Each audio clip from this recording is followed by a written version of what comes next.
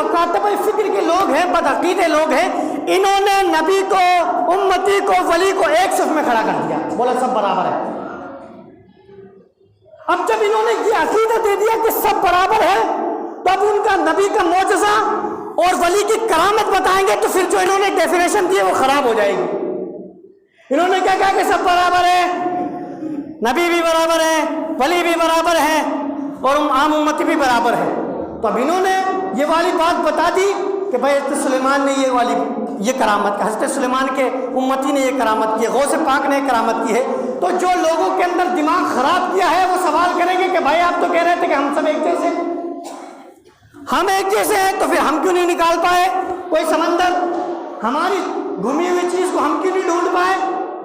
تو پتہ کیا چلتا ہے سب برابر نہیں ہوتے میرے دوست۔ سب سے پہلے نبی، اور ان نبیوں کے اندر بھی ہمارا نبی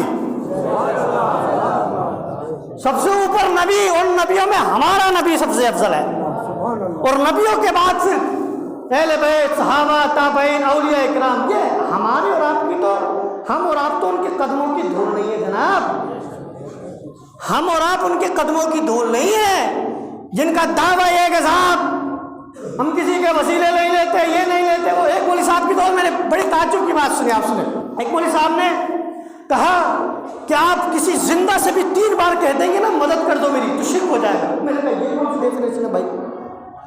کسی زندہ سے آپ نے مان کر چلیے آپ کا کہیں کام نہیں لگ رہا، آپ نے اپنے دوست سے کہا کہ یار کام لگوا دے، مدد ہوئی کہ نہیں؟ مدد مانگنا ہوا کہ نہیں ہوا؟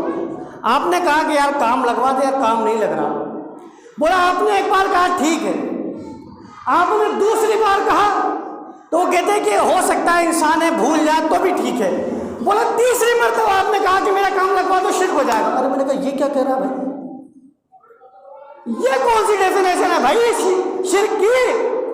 یہ کون سی ڈیفینیشن ہے شرک کی کہ 3 بار انسان، زندہ انسان سے مدد مانگو تو کافر ہو جائے گا، مشرک ہو جائے گا؟ میں نے کہا بے وقوف تو نہیں ہو گیا، تیرا دماغ خراب تو نہیں ہو گیا ہے؟ ارے بھائی جو شرک ہوگا وہ پہلی بار میں بھی شرک ہوگا، یہ کوئی مذاق تھوڑی چل رہا ہے، یہ کوئی مذاق تھوڑی ہے کہ صاحب آپ ایک لمٹ رکھ دی صاحب، یہ کوئی گیم تھوڑی کھیل رہے ہیں آپ کہ بھائی آپ کو 3 چانس ملیں گے، 2 چانس میں آپ کو زندہ کر دیا جائے گا، 3 چانس کے اندر آپ کو گیم اوور ہو جائے گا۔ یہ کوئی گیم تھوڑی چل رہا ہے موبائل کے اندر کہ 3 بار کا بس آپشن ہے، آپ کو 3 جیون دان ملیں گے، اس کے بعد آپ کا میٹر ختم۔ ارے میرے بھائی یہ دین ہے، یہ اسلام ہے، حضور نے بتا دیا، اللہ نے بتا دیا کہ شرک کیا ہے، کفر کیا ہے، بدعت کیا ہے اور کیا کیا نہیں ہے۔ یہ ظالم لوگ آئے ہیں اپنی طرف سے، اپنی عقل سے کام چلاتے ہوئے نظر آتے ہیں اور سوچتے ہیں کہ صاحب ہماری عقل میں جو دین آ جائے وہی ٹھیک ہے، باقی سمجھ میں آئے